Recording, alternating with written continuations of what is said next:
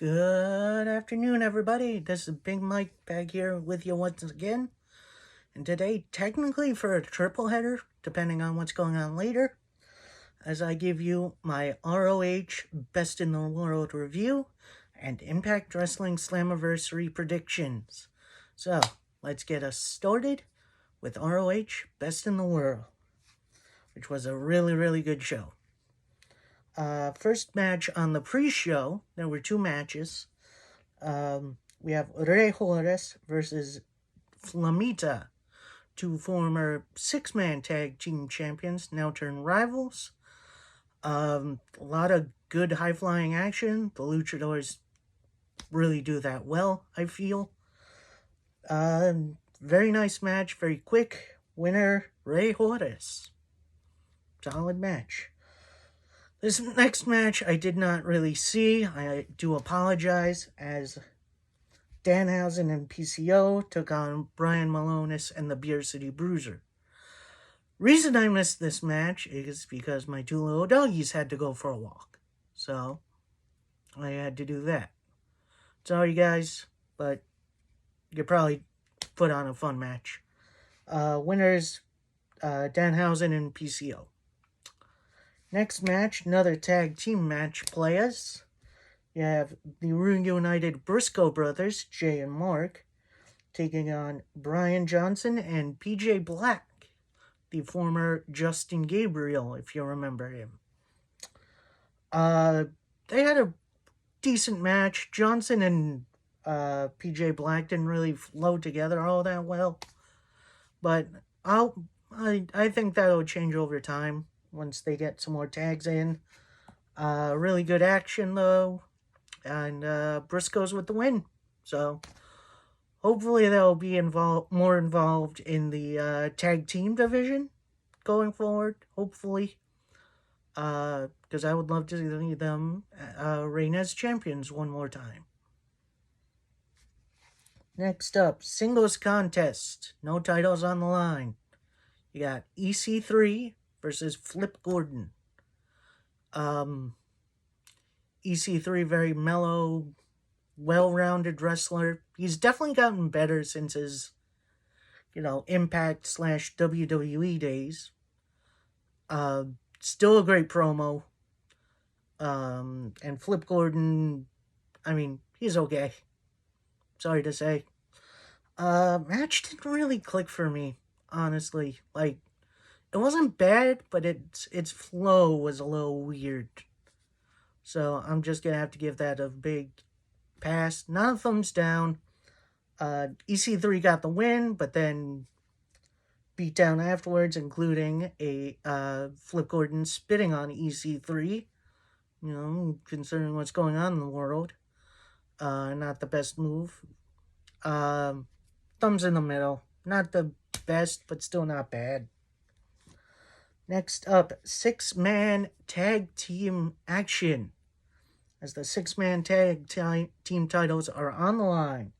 As Shane Taylor Promotions, that's Shane Taylor, Moses, and Khan, taking on the kind of Franken team of Dalton Castle, Eli Isom, and Dak Draper. All six guys did really well together. They did really mesh really well. Ending came where Isom was going for a top rope move, and then Castle was trying to kind of steal his thunder, which I thought was an interesting character move. And that earned the victory for Shane Taylor and his team. So, winners and still six-man tag team champions. Solid match. Give it a thumbs up. Next up, a bit of a grudge match, and our first really not inter-promotional, but inter-stable battle, as Brody King from Violence Unlimited takes on Jay Lethal from the Foundation. And they put on a heck of a show. Good back and forth from each other. Jay Lethal with the speed and finesse. Brody King with the power. It took two power bombs to put no, power bombs or pile drivers. I think it was a pile driver, actually, from King to put away Lethal. 1, 2, 3. Winner, Jay Lethal.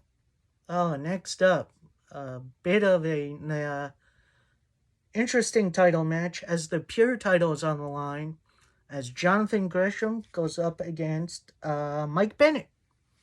Bennett's kind of been more in the tag team division with Matt Taven. Oh, and during the pre-show, Taven and Vincent had a little segment to challenge for a challenge for the next pay-per-view, which is in September, I believe. Either September or August, I forget. So there's that. Pure rules, if you don't know, you only get 3 rope breaks. You hit with a closed fist once, that's a warning. Another hit with a closed fist, the perpetrator is disqualified. And no members of each side can interfere. If there's any interference, the interfering party is thrown out of ROH. So, interesting premise. I really liked it. This match started out kind of slow, but it did pick up by the end, which was great. And Gresham put Bennett in the octopus and got the win by submission. Solid match. Bennett really picked it up. I'm really liking Bennett's character more and more. Big old thumbs up. Next up, we have the ROH Television Championship match as Dragon Lee of LFI takes on champion Tony Deppen of Violence Unlimited. No. Yeah? Yeah. No. Yeah? I don't know.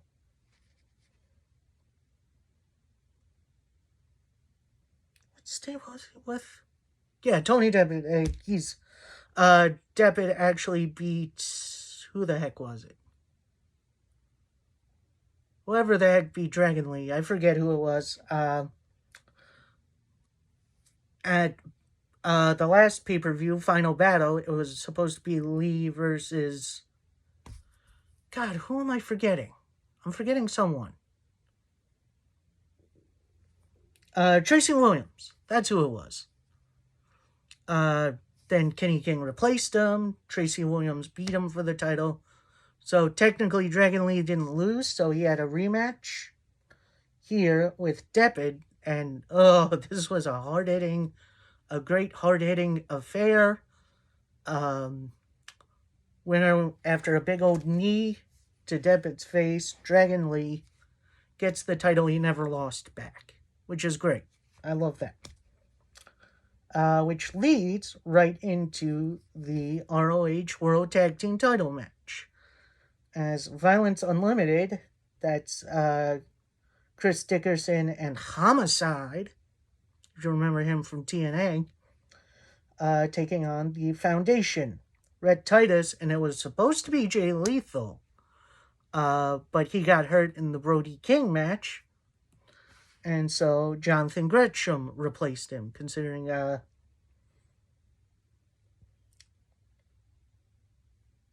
his original partner, Tracy Williams, actually got hit by a car not long ago.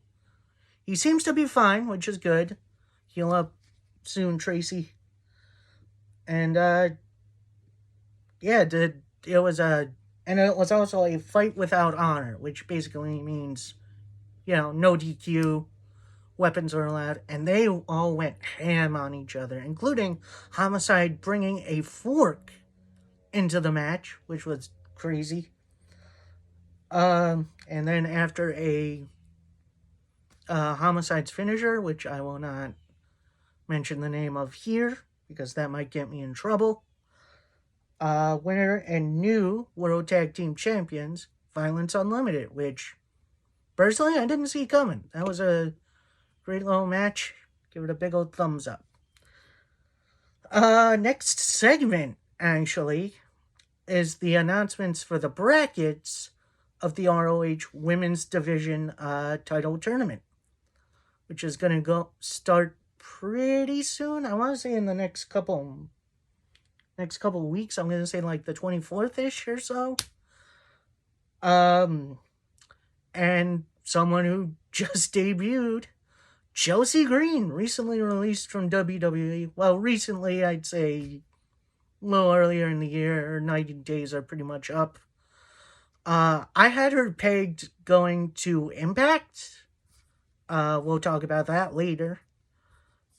But here she is. Although she is hurt now and she's maybe not in the tournament itself, she has already announced herself as the next number one contender. So, congratulations, Chelsea Green. I cannot wait to see this tournament. Should be a lot of fun. And now our main event for the ROH World Heavyweight title. We have ROH, the champion, being challenged by Bandito. A bit of a surprise pick from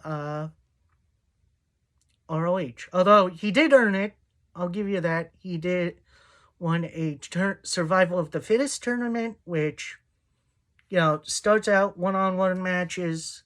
Then the winners come together in a big elimination match, in which he won that, which, good for him. Roosh hit his finisher like in a second, and I thought that was going to be it. Turns out, nah.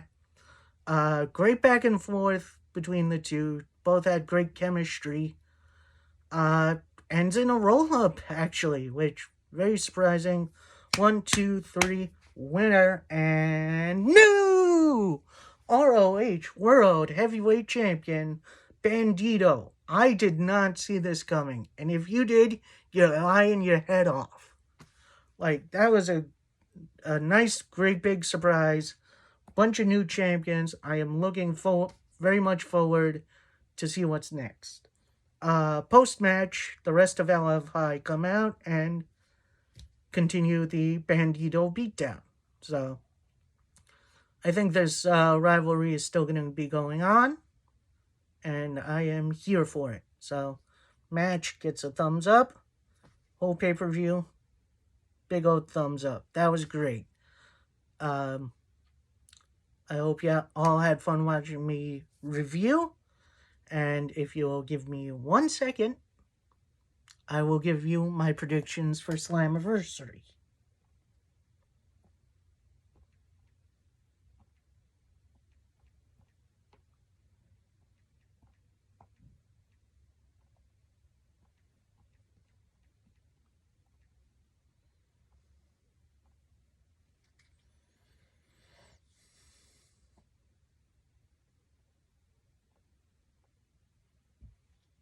Okay, sorry about that, folks.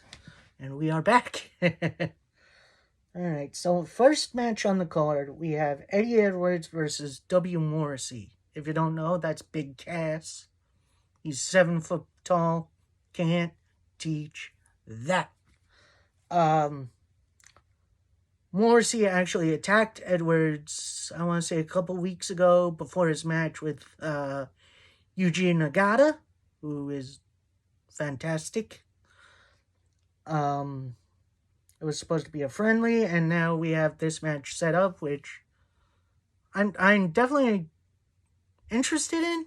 Not all that excited about. And I think W. Morrissey is going to get the win here. Sorry, Eddie. I love you.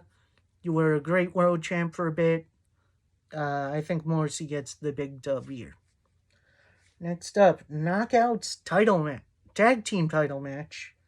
As we have Fire and Flava, Kyrie Hogan and Tasha Steele, taking on a bit of an odd team, to say the least, as it's Jessica Havoc and Rosemary. Jessica Havoc, for a while, has been tagging with Navaya, but I believe her contract ran out, so they kind of been floating around a little bit, and now she and Rosemary have come together. Personally, I do not see Fire and Flava losing this match, considering they just got these titles back pretty recently. So, yeah, Fire and Flava with the big win. Next up, Tag Team title match. And it is a fatal 4-way. As we have Violent by Design, as it's could be any combination of Eric Young, Cody Deaner, Joe Doring, or Rhino. They're freebirding the tag team titles, which means any combination of those four can compete.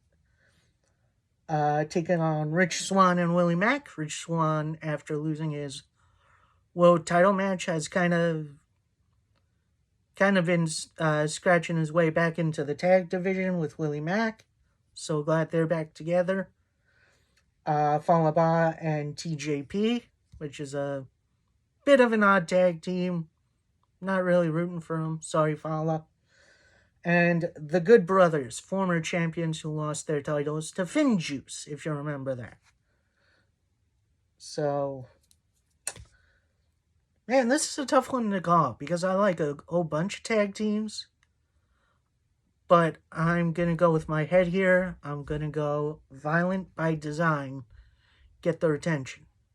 Oh, and before I forget, post Knockouts tag team title match, we have the debut of the former Iconics, who are going to be the next challengers. At least I hope. That'd be a whole lot of fun. Next up, Knockouts title match. We have Deonna Purrazzo against a mystery opponent. Ooh. A lot of Easter eggs being hinted at here. Could have been Chelsea Green. I know she's been talking to Scott D'Amore a lot on social media. Could be either one of the Iconics. Could be someone on the roster. I don't know. A lot of people are pointing to Mickie James, even though she's currently helping out the NWA and their women's pay-per-view. I'd actually be okay with a one-off with Mickie James, but I do believe Deonna Purrazzo is going to get the victory, whoever it's going to be. Next up, singles match. No non-title match, as we have Chris Sabin versus Moose. Sabin and Moose have kind of been in a little mid-rivalry, as Moose Sabin recently cost Moose a world title shot not too long ago. And they've been at each other ever since, including just this past week, Moose putting Sabin through the poker table of... what the hell? Whatever makeshift casino they got down there. I forget the name of the dude. I think Moose gets the win here. And I think this is going to be the slow rebuild of him into a main eventer. Because he should be Impact World Champion already. Alright, next up, Ultimate X, the return. Now what this is, it's pretty much a ladder match without a ladder, and there are multiple opponents. So, we have the champion, Josh Alexander, who just had a real mint match with TJP. Petey Williams, master of the Canadian Destroyer. Trey Miguel. Ace Austin, who's really good, who's been X Division champion. Chris Bay and Rohit Raju. A lot of really young names in this match, and then one really old one. Considering there's no pinfall, you have to actually retrieve the title from a scaffold. Like I said, it's a ladder match without a ladder. My head, I'd either pick Austin or Bay. But considering how good he's been lately, I'm going with the old ticker, Josh Alexander, to retain. And last match of the night, the main event for the Impact Wrestling World Heavyweight Championship match. you'll have Kenny Omega, who is holding multiple championships right now, taking on Sami Callihan in a no DQ match, which more than likely means we're going to see some interferences. More than likely from the Good Brothers and maybe the Bucks. Although then I could also see Sami Callihan countering with maybe an old friend of his. Maybe a current IWGP US champion. Moxley. And then he also has Eddie Kingston. Either way, as much as I've kind of been enjoying the Kenny Omega title belt collector run, I think it's time to put the Impact World title home. And that means winner and new Impact Wrestling World Heavyweight Champion, Sami freaking Callihan. Alright, that'll do it for me. I hope you all enjoyed. Stay tuned because later on, myself, Al, Victoria, and John will be reviewing Loki. And I am very excited for that. It's the last 2 episodes. I hope you're going to enjoy. Please like, comment, subscribe, and stay tuned for more. I hope you all enjoyed. Peace.